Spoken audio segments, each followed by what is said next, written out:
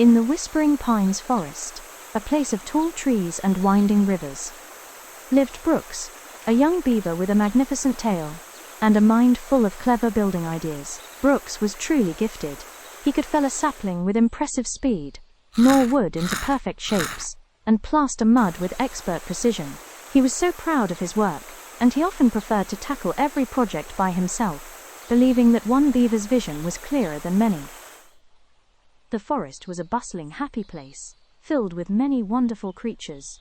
The busy squirrels worked together to gather their winter nuts. The graceful deer moved as one, grazing peacefully. Even the tiny robin, Pip, would join with others to find the juiciest berries.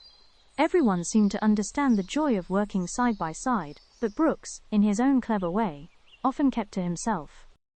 But one blustery autumn night, a fierce storm swept through the Whispering Pines. The wind howled through the trees, the rain lashed down, and the river swelled, roaring louder than a grumpy bear.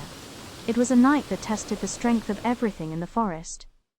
When the sun finally peeked through the clouds the next morning, a gasp rippled through the forest.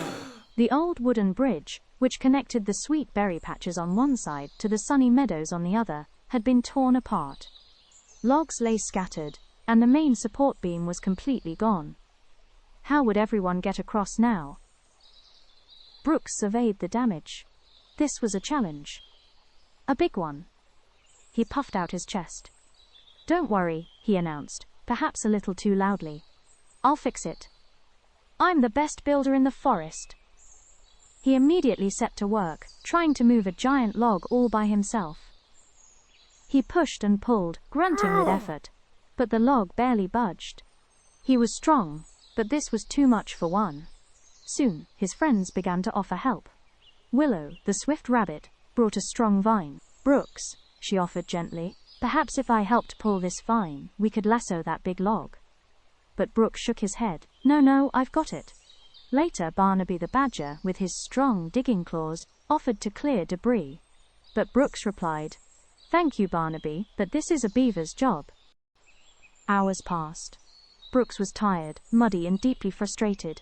The bridge looked no closer to being fixed. As he rested, he watched the other animals. Even though they couldn't cross, they were still finding ways to help each other.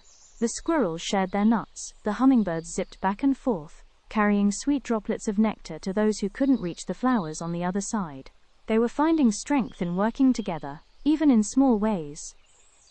Finally, with a sigh that seemed to carry the weight of the broken bridge, Brooks sat down. He looked at the massive log, then at his own tired paws. He remembered Willow's strong vine, and Barnaby's powerful claws. He took a deep breath.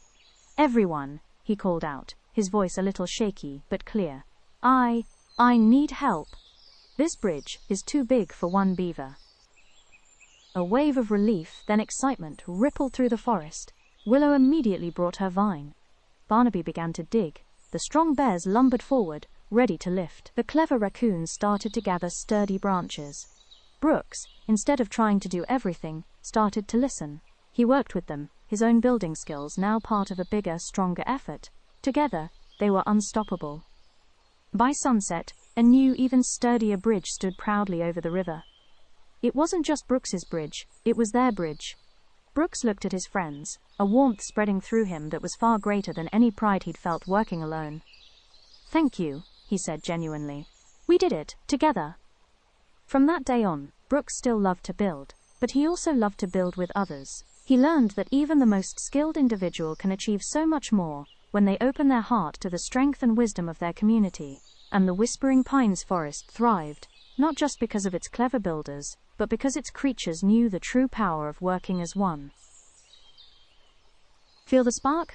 Like, share, and subscribe for more social emotional learning content.